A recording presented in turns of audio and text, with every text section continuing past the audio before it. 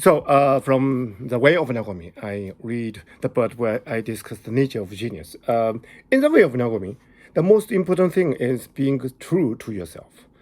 People generally have the idea that a genius is a lone wolf or a maverick.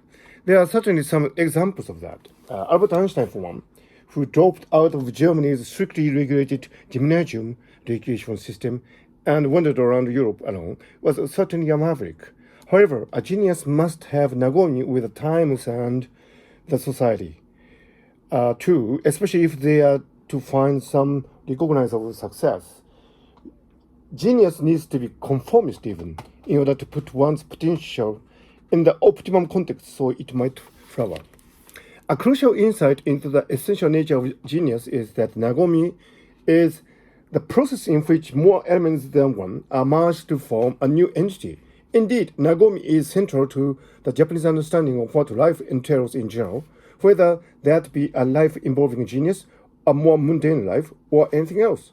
The brain itself can be considered to be one big Nagomi machine, where various neural circuits conducting different functionalities are merged, blended, and resonate with each other to give rise to new functionalities.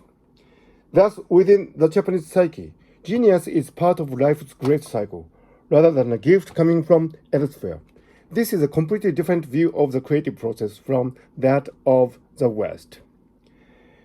In the Western cultural tradition, genius tends to be understood as something that stands alone. This image of genius may have its origin in the biblical story of God creating the world alone in 6 days. Most definitely, the Western conceptualization of genius has nothing to do with Nagomi, in which one establishes balance and harmony with the various elements that surround oneself. In the Japanese tradition, Nagomi is a delicate balance between self-assertion and self-negation, the absolute versus the relative values of being oneself. Creativity is not a process in which one's genius imposes itself on the world. It is rather a process of finding an organic blend between what is uniquely oneself and the broader aspects of the wider world.